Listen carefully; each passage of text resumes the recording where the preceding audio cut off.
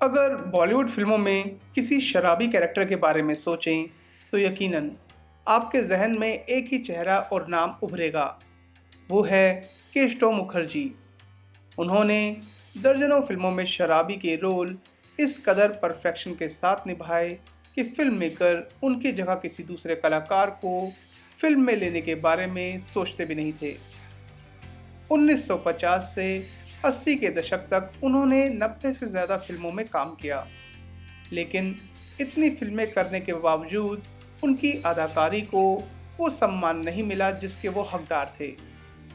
अपने 3 दशक से ज़्यादा के करियर में उन्हें महज एक फिल्म फेयर अवार्ड मिला। केशव मुखर्जी के बारे में दो तरह की बातें फिल्मी गॉसिप मैगजीन्स में छपा करती थी। पहली ये कि उन्होंने कभी शराब नहीं पी, दूसरी ये कि वो खूब पिया करते थे। केशव मुखर्जी के बेटे बबलू मुखर्जी अपने पिता के जीवन के कुछ अनछुए अनकहे किस्सों को शेयर किया। बबलू खुद एक एक्टर हैं, फिलहाल अपने पिता के नाम पर एक्टिंग स्कूल चला रहे हैं। क्या केशव मुखर्जी शराबी का रोल करने के लिए सच में शराब पीते थे? बबलू बोले, नहीं, ये उनकी नेचुरल एक्टिंग ही थी। उन्होंने कभी शूट से पहले शराब नहीं पी। हाँ, उनकी एक्टिंग इतनी नेचुरल लगती थी कि कोई भी देखकर अंदाज़ा लगा लेता था कि शायद उन्होंने पी रखी है। उन्होंने अपनी रियल लाइफ में भी चुनिंदा मौक़ों पर ही शराब को हाथ लगाया था। पर्दे पर कॉमेडियन, रियल लाइफ में स्ट्रिक्ट थे केशव। बबलू बोले, पापा फिल्मों में तो कॉमेडी करते थे, लेकिन रियल लाइफ में वो अपनी फिल्मी इमेज से कोसों दूर थे। वो बेहद स्ट्रिक्ट थे और उन्हें देखकर मैं और मेरे भाई की तो सिट्टी पिट्टी गुम हो जाती थी। शूटिंग से वक्त निकालकर वो जब भी घर पर होते थे तो हमें होमवर्क करवाते थे। कुकिंग का शौक था तो खाना भी बनाते थे। उन्हें बंगाली किचन जैसे माछे झोल वगैरह बेहद पसंद था। उन्होंने तो हमारी माँ को भी कुकिंग सिखाई थी। उनकी एक खास बात ये भी थी कि वो कभी अपने काम को घर लेकर नहीं आए। वो घर में एक आम इंसान ही थे, कोई एक्टर नहीं। वो घर में फिल्मों की कोई बात नहीं करते थे। हम बचपन में उनकी फिल्मों के सेट पर कभी गए या नहीं, मुझे तो ये भी याद नहीं है, क्योंकि ऐसा शायद कभी हुआ ही नहीं। यही वजह रही कि पापा के निधन के बाद हमें असली मायनों में ये पता चला कि वो कितने बड़े एक्टर थे और लोग उनकी अदायगी के कितने कायल थे। वो बेहद सादगी पसंद थे और अगर कभी काम के सिलसिले में विदेश भी जाते थे तो वहाँ से कोई चीज़ ना परिवार के लिए खरीदते थे और ना ही खुद के लिए। वो सिर्फ एक ब्रीफ केस लेकर जाते थे और वही लेकर वापस आ जाते थे। इस वजह से मेरी माँ को उनकी सहेलियाँ चिढ़ाती हुई थी कि उनके लिए पापा कभी विदेश से कोई गिफ्ट लेकर नहीं आते। जब शेखों ने खुश होकर केशव मुखर्जी को पहना दी थी सोने की चेन। मेरे पिता पहले ऐसे स्टार थे जिन्हें दुबई में रेड कारपेट वेलकम मिला था। वहाँ एक स्टेज परफॉर्मेंस के दौरान पापा ने अपने चिर परिचित स्टाइल में कई एक्ट किए, जिससे लोग उनके दीवाने हो गए। कई शेखों ने अपने गले से सोने की चेन निकालकर पापा के गले में पहना दी। ये सोने की चेन इतनी ज़्यादा हो गई कि पापा का गला पूरा ऊपर तक भर गया। उन्होंने फिर सबसे गुजारिश करते हुए कहा कि जिन्होंने भी सोने की चेन उनके गले में डाली है वो वापस ले लें। ये सुनकर उनके साथियों ने कहा कि तुम ऐसा क्यों कर रहे हो? तो पापा बोले कि मैं इन्हें लेकर एयरपोर्ट पर घंटों खड़े नहीं रह सकता। मैं नहीं चाहता कि कस्टम अधिकारी मेरा लगेज चेक करें और मैं इन सामानों की ड्यूटी चुकाते हुए अपना समय बर्बाद करूं। इसी वजह से वो मेरी माँ को उनकी सभी पसंदीदा चीज़ें मुंबई से दिलवा देते थे, भले ही वो कितनी भी महंगी क्यों ना हो। एक बार की बात है जब हमारी आर्थिक स्थिति अच्छी नहीं थी और हम जुहू में 1 BHK वाले किराए के घर में रहते थे। मेरी माँ को टीवी देखना पसंद था तो वो पड़ोसी के घर अक्सर टीवी देखने चली जाती थी। एक दिन पड़ोसी ने उन्हें घर आने से मना कर दिया। माँ इस बात से उदास हो गई। पापा ने कारण पूछा तो उन्होंने पूरी बात बताई। पापा को भी ये बात बेहद बुरी लगी। इस घटना के 1 महीने के भीतर ही पापा ने जुहू में 2 BHK फ्लैट खरीदा और माँ के लिए टीवी भी ली, ताकि उन्हें किसी और के घर कभी टीवी देखने ना जाना पड़े। वो माँ को लेटेस्ट ट्रेंड की हर साड़ी और गहने दिलाते रहते थे। ऋत्विक घटक ने दिया था ब्रेक। केशव मुखर्जी का जन्म 7 अगस्त 1925 को कोलकाता में हुआ था। बंगाल में पले बड़े केशव को हमेशा से ही एक्टिंग का शौक रहा। यही वजह रही कि उन्होंने रंगमंच और नुक्कड़ नाटकों में भी काम किया। इसी दौरान उन्हें मशहूर फिल्मकार ऋत्विक घटक ने पहला ब्रेक दिया था। पहली बार बांग्ला फिल्म नागरिक में काम किया था, लेकिन ये फिल्म 1977 में रिलीज हो पाई थी।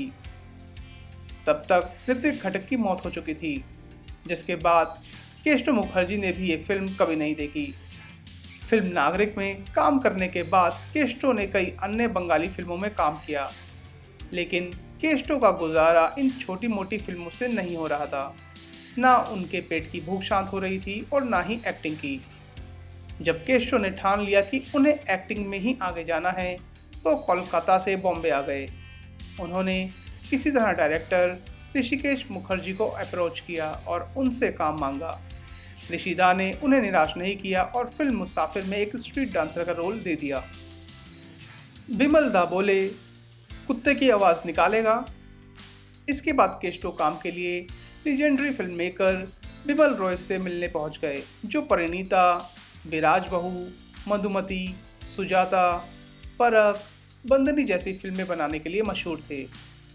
एक बार की बात है, बिमल रॉय किसी फिल्म की शूटिंग में बिजी थे, तो केशव भी वहां सेट पर पहुंच गए।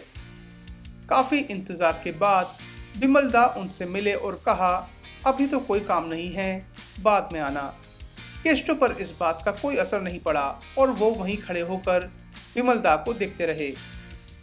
बिमल दा इस बात से चिढ़ गए और उन्होंने केशव को देखकर कहा, भौंक सकते हो क्या? मुझे कुत्ते की आवाज़ की ज़रूरत है, तुम निकाल सकते हो कुत्ते की आवाज़? केशव ये सुनकर सन्न रह गए और कुछ देर शांत खड़े रहे।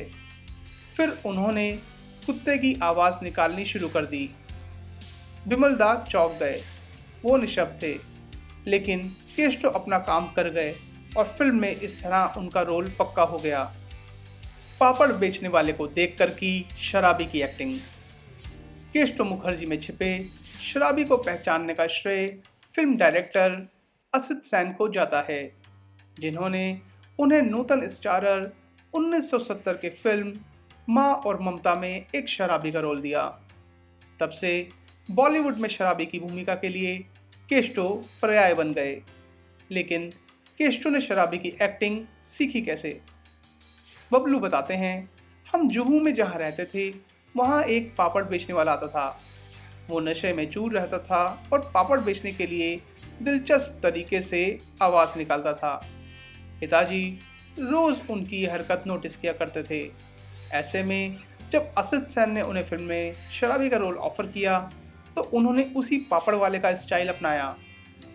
ये ट्रिक काम कर गई और फिल्म दर फिल्म पापा का ही अंदाज उनका सिग्नेचर स्टाइल बन गया।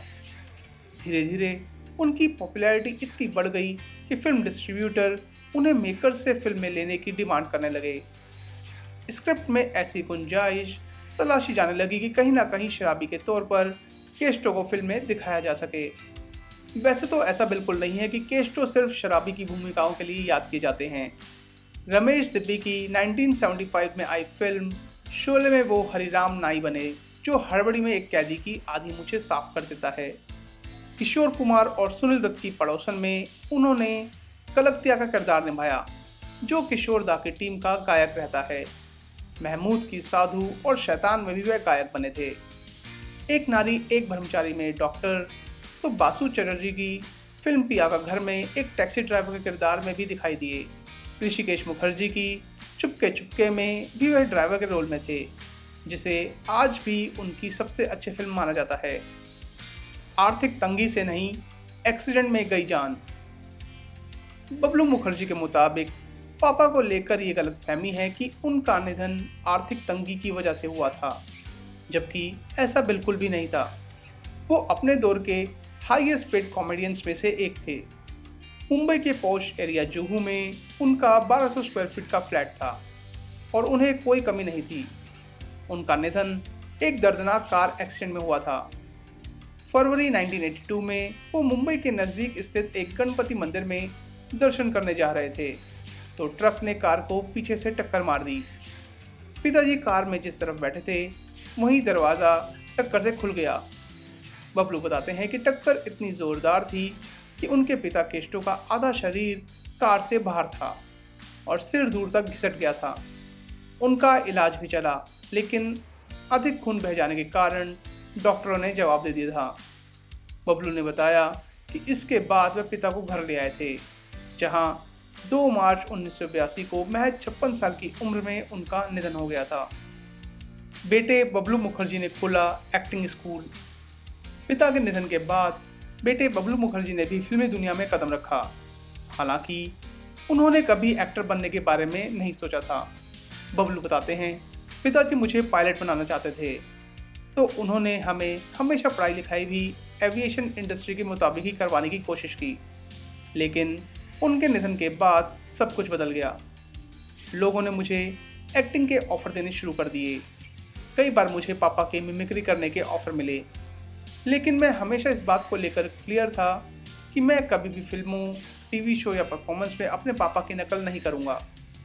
मैं जानता था कि मेरा कंपैरिजन हमेशा उनसे किया जाएगा, इसलिए मैंने ऐसे कोई भी ऑफ़र नहीं स्वीकारे। मैंने काम में हमेशा अपनी पहचान बनाने की कोशिश की। बबलू ने दिल, खिलाफ, इसी का नाम ज़िंदगी, ढूंढते रह जाओगे और स्वीटी वेड्स एनआरआई जैसी फिल्मों में काम किया है। इसके अलावा उन्होंने विक्रम और बेताल, जुबान संभाल के और ब्योमकेश बख्शी जैसे टीवी शोज़ में भी काम किया है। बबलू ने 2022 में अपने पिता को ट्रिब्यूट देने के लिए उनके नाम पर Kesto Mukherjee acting academy Mumbai में खोली है।